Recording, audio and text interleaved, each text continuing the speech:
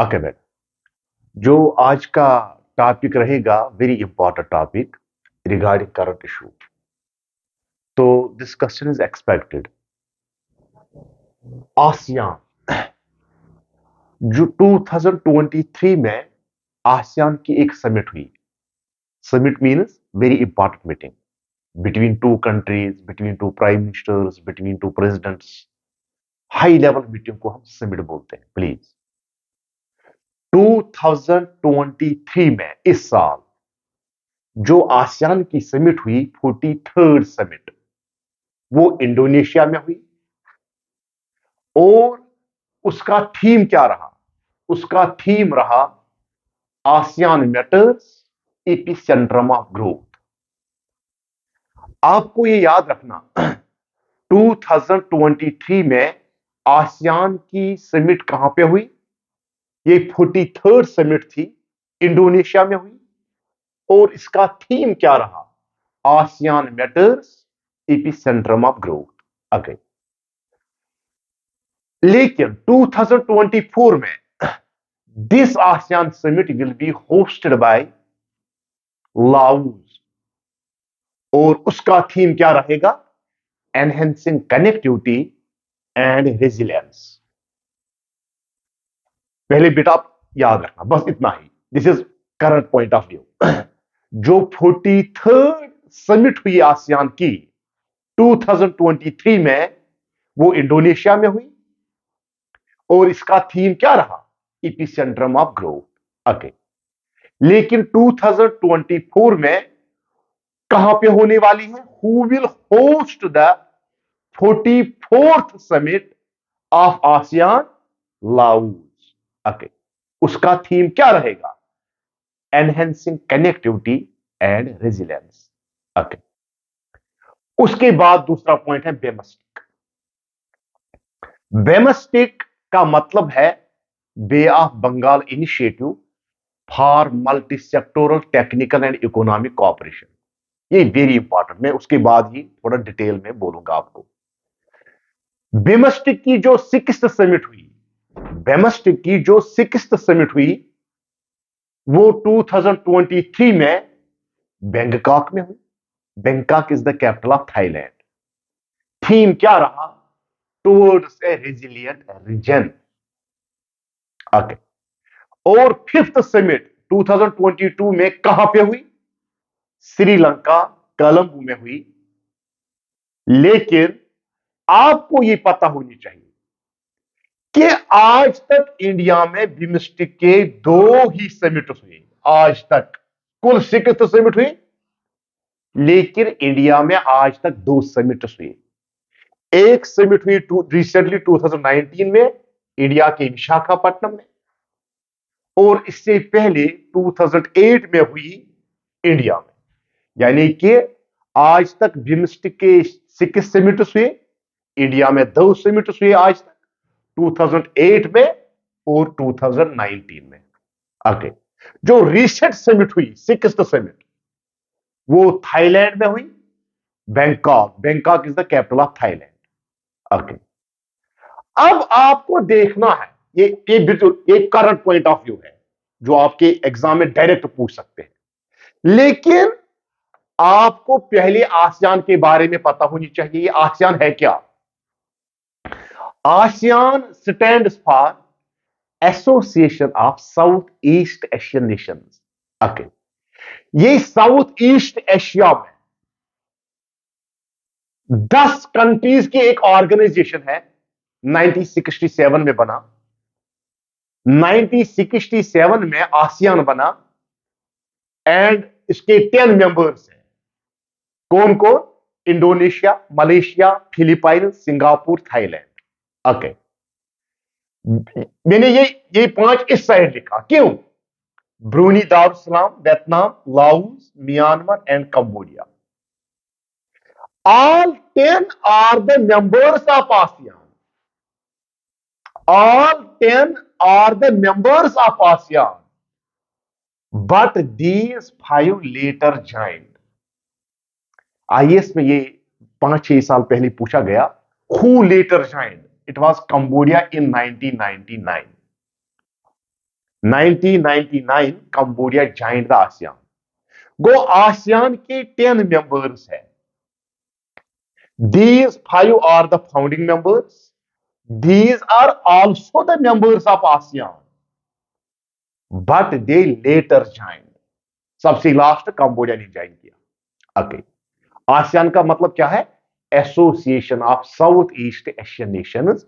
ये 1967 में बना और इसका हेडक्वार्टर जकार्ता में है। Jakarta is the capital of Indonesia. Okay, जो आसियान का जनरल थीम है, one vision, one identity, one community. ये आसियान 1967 में बना। ये साउथ ईस्ट एशियन नेशंस ने 1967 में बनाया, association of South East Asian Nations. लेकिन पूरी एशिया में ये सबसे ज्यादा जो रीजनल ऑर्गेनाइजेशन है, एशिया में सबसे स्ट्रांग रीजनल ऑर्गेनाइजेशन यही है। क्यों? क्योंकि मैं थोड़ा यहां पे बोलूंगा, उसके जो दो, ये क्यों आगे हैं, ये क्यों स्ट्रांग है, ये 10 कंट्रीज क्यों स्ट्रांग है? इन्हीं कंट्रीज में बहुत सारे कंट्रीज को बोलते हैं एशियन टाइगर्स। क्यों एशियन टाइगर्स?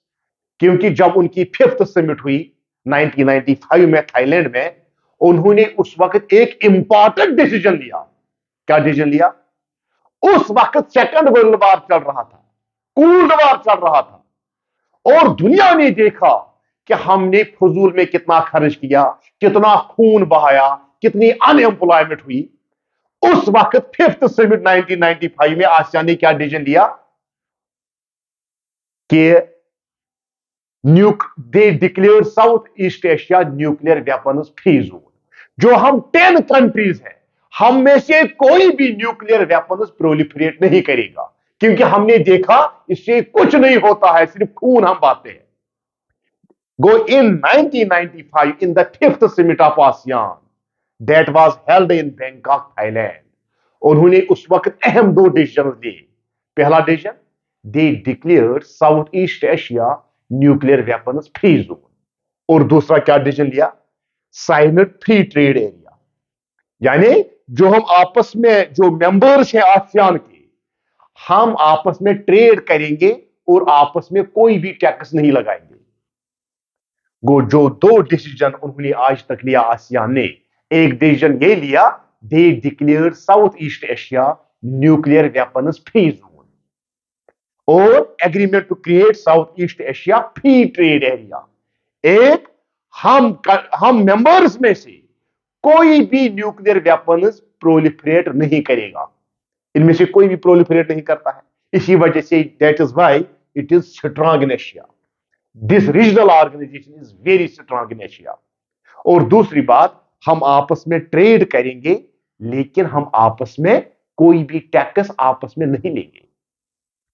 और अगर मैं बोलूंगा आपको, जो रिसेंट समिट हुई, रिसेंट नहीं, 27th समिट, उन्होंने उस वक्त एक डिसीजन लिया, ASEAN economic community, which is similar to that of European union.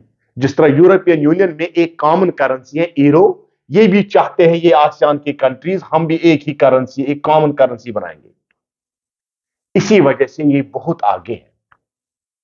मेरा क्या कहना है, मेरा जो आपने पहले देखा उसका करंट, कि 43rd समिट कहां पे हुई, उसका थीम क्या रहा, 24th समिट कहां पे होने वाली है। यहां पे मैंने आसियान के बारे में बोला। आसियान का मतलब है association of South East Asian Nations, और आज उसके 10 मेंबर्स हैं। These 5 are the founding members of ASEAN. These 5 are also the members of ASEAN, but they later joined. Very good. ये किन्होंने बनाया? South East Asian Nations. इसका मतलब ये है, India is not the member of ASEAN. Very good. लेकिन India की relation क्या है आसियान के साथ? इंडिया की रिलेशन है आसियान के साथ, 1992 में ये सेक्टोरल डायलॉग पार्टनर बना। इंडिया आसियान का सेक्टोरल डायलॉग पार्टनर का मतलब ये है, यानी कि आप आसियान के साथ कुछ चीजें सेक्टोरल, कुछ चीजों के साथ आप हमारे साथ डिस्कस कर सकते हैं। क्या क्या? Tourism, trade and investment, sectoral dialogue partner. आप देखो इंडिया किस तरह आगे जाता है आसियान के साथ। फिर 1996 में फुल डायलॉग पार्टनर बना आसियान का। तीसरी बात 2020 2012 में स्ट्रैटेजिक डायलॉग पार्टनर, पहली बार जब इंडिया आसियान की समिट में गया 2012 में। उसका मतलब यह है इंडिया 2012 में आसियान का स्ट्रैटेजिक डायलॉग पार्टनर बना, जिस वक्त इंडिया ने पहली बार आसियान की समिट ज्वाइन किया। ओके, आप देखो इंडिया कैसे आगे जाता है। 2014 में India became the ambassador of ASEAN. ASEAN ने इंडिया को बोला, आप ही बोलो आप क्या कहना चाहते हैं, हम आज आपका ही सुनेंगे 2014 में। इसका मतलब यह है 2014 में इंडिया आसियान का एम्बेसडर बना। 2015 में इंडिया ने आसियान के साथ फ्री ट्रेड एरिया साइन किया। फ्री ट्रेड एरिया का मतलब यह है इंडिया भी आसियान की कंट्रीज के साथ ट्रेड कर सकता है और उनके ऊपर कोई टैक्स नहीं लगेगा। 2015 में India signed free trade area with ASEAN. जो रिसेंटली समिट हुई इंडोनेशिया में, 43rd समिट, जो आपने पहले ही देखा, उस वक्त प्राइम मिनिस्टर नरेंद्र मोदी को इनवाइट किया गया इंडोनेशिया की गवर्नमेंट ने, आप भी आसियान की समिट में आ जाओ। वो बेटा आपने ये देखा, यहां आपने देखा इंडिया आसियान का मेंबर नहीं है, लेकिन इंडिया की रिलेशन आसियान के साथ बहुत अच्छी है। 1992 में सेक्टोरल डायलॉग पार्टनर बना, 1996 में ये फुल डायलॉग पार्टनर बना, 2012 में ये स्ट्रेटेजिक डायलॉग पार्टनर बना, 2014 में एम्बेसडर ऑफ आसियान बना, 2015 में उसने फ्री ट्रेड एरिया साइन किया आसियान के साथ। लेकिन अगर इंडिया की रिलेशन आसियान के साथ बहुत अच्छी है, लेकिन इंडिया आसियान का मेंबर नहीं बन सकता है। क्यों? क्योंकि ये साउथ ईस्ट एशियन नेशंस की एक ऑर्गेनाइजेशन है। India south East Asian Nations में नहीं आता है। हां, अगर इंडिया की रिलेशन आसियान के साथ इतनी अच्छी है, लेकिन इंडिया आसियान का मेंबर नहीं बन सकता है। क्यों? Because this is the organisation of South East Asian nation. Okay, मैंने आपको बोला बेटा, जो पहला पॉइंट है 43rd समिट 2023 में रिसेंटली कहां पे समिट हुई, मैंने आपको आसियान के बारे में बोला। Very good. लेकिन अगर मैं उसके बाद SAARC, South Asian Association for Regional Cooperation, यहां पे उनका हेडक्वार्टर काठमांडू में है, मेंबर्स एमबीबीएस स्पेन, मालदीव्स, भूटान, बांग्लादेश, श्रीलंका, पाकिस्तान, अफगानिस्तान, इंडिया, नेपाल। यहां पे आपको याद रखना है सार्क में इंडिया इंडिया को आसियान के साथ अच्छी रिलेशन है, लेकिन इंडिया आसियान का मेंबर नहीं बन सकता है। इंडिया सार्क का मेंबर है, लेकिन सार्क फेल है। उसकी लास्ट समिट जो हुई 2014 में, वो नेपाल के काठमांडू में हुई, एंड 2016 में जो पाकिस्तान में होने वाली थी, that was suspended because of Uri attack. वो आज तक, उसके बाद 2014 के बाद शाहरुख की कोई समिट नहीं हुई। ये बिल्कुल फेलियर है। फेलियर क्यों है? Because its two members are rivalries each other. जब भी यहां इसकी समिट होती है, पाकिस्तान बार बार बोलता है कश्मीर इशू, इंडिया बार बार बोलता है टेररिज्म। इंडिया बोलता है फर्स्ट टेररिज्म, पाकिस्तान बोलता है फर्स्ट कश्मीर। पाकिस्तान बोलता है फर्स्ट कश्मीर, इंडिया बोलता है first terrorism. That is why ये सार्क बिल्कुल फेलियर है। इंडिया, मेरे कहने का मतलब है, प्लीज मेरे कहने का मतलब यह है, इंडिया को आसियान के साथ अच्छी रिलेशन है, लेकिन इंडिया आसियान का मेंबर नहीं बन सकता। इंडिया सार्क का मेंबर है, लेकिन सार्क फेल है, ये आगे नहीं जा सकता है। बिकॉज मैंने आपको बोला उसकी बहुत बड़ी प्रॉब्लम है, India and Pakistan are the rivalries to each other. लेकिन आज जो हॉट टॉपिक है, वेरी इंपॉर्टेंट हॉट टॉपिक, वो ये है बिम्स्टेक के बारे में। इंडिया बिम्स्टेक का मेंबर है। BIMSTEC mean bay of Bengal initiative for multi sectoral technical and economic cooperation. ये बेटा प्लीज समझना है, बिम्स्टेक का मतलब है bay of Bengal initiative for multi sectoral technical and economic cooperation. ये उसका हेड क्वार्टर है बांग्लादेश ढाका में।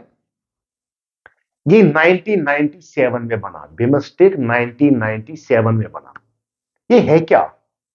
It is the joint tourism initiative of some Asian countries. Joint tourism initiative of some Asian countries 1997 में बना। Headquarter Dhaka. Dhaka is the capital of Bangladesh. Okay. पहले ये बिस्टिक था, यानी बांग्लादेश, इंडिया, श्रीलंका, थाईलैंड। लेकिन आज उसका पूरा नाम है BIMSTEC. BIMSTEC means bay of Bengal initiative for multi sectoral technical and economic cooperation. Very important. इसका मतलब ये है, यहां ये 1997 में बना, a joint tourism initiative of some Asian countries. उसके कौन कौन मेंबर है? इंडिया, म्यान, इसी में निकलता है Bangladesh, India, Myanmar, Sri Lanka, Thailand. लेकिन 2003 में नेपाल और भूटान ने भी ज्वाइन किया।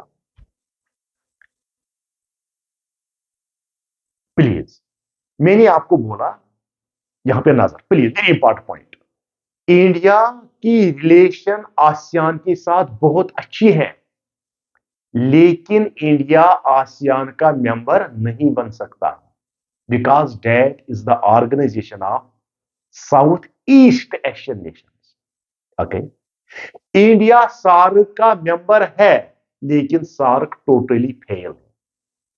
अब एशिया में इंडिया किसका मेंबर है? बिम्स्टेक का। 1997 में बना, joint tourism initiative of some Asian countries. इससे पहले उसका नाम था बिस्टेक, आज उसका नाम है बिम्स्टेक। ये वो ऑर्गेनाइजेशन है एशिया में, it is the first organisation of its kind where two Asian countries, where two ASEAN members combined with SAARC members and make it a BIMSTEC। पहली बार जिसमें आसियान की दो कंट्री, कौन कौन आसियान की दो कंट्री? म्यांमार भी, थाईलैंड भी, और सार्क के बाकी कंट्रीज ने मिलकर बिम्स्टेक को बनाया। इसका मतलब यह है, यहां पाकिस्तान अलग हो गया, यहां इंडिया आया। यहां इट मीन्स कि इस बिम्स्टेक में India can play the big brothers role without the influence of China and Pakistan. वो अब इंडिया को मौका यहां पे आया बिम्स्टेक, इसलिए बहुत हॉट टॉपिक है प्लीज। एंड बिम्स्टेक में they have identified 14 areas. BIMSTEC में they have identified 14 areas, but India has assigned the role of E-Triple-T। India को कौन सा रोल दिया गया? ये बार बार एग्जाम में आता है, environment, tourism, terrorism and transport. मैं आपको बोलूंगा, ये इतने आगे जा रहा है, उन्होंने एशियन हाईवे लिंक बनाया इन कंट्रीज ने। इस क्या होगा? By right now India can reach to Thailand through Myanmar, national highway link. और दूसरी बात, अब इंडिया म्यांमार भी जा सकता है, इंटरनेशनल हाईवे लिंक। यानी कि अब इस वक्त ये इतनी कनेक्टिविटी है। ये किन कंट्रीज ने बनाया? जो countries bay of Bengal river के सराउंडिंग में रहते हैं, और they are called littoral states also. वो बेटा, ये लास्ट में आपको इतना ही याद रखना है कि इंडिया की रिलेशन आसियान के साथ अच्छी है, लेकिन इंडिया आसियान का मेंबर नहीं बन सकता है। इंडिया सार्क का मेंबर है, लेकिन सार्क टोटली फेल्ड है। फिर इंडिया का रोल कहां पे है? बिम्स्टेक में। बिम्स्टेक में ये क्या कर सकता है? Here India can play the big brothers role without the influence of China and Pakistan. और India has assigned the role of environment, tourism, terrorism and transport. इस वजह से ये बहुत हार्ड टॉपिक है बेटा। मैंने इसको, ये वेरी इंपॉर्टेंट टॉपिक है, मैंने इसको ज्यादा डिटेल में नहीं बोला जो आपके लिए जरूरत है। ओके, खुदा हाफिज, एंजॉय योर जर्नी। ओके।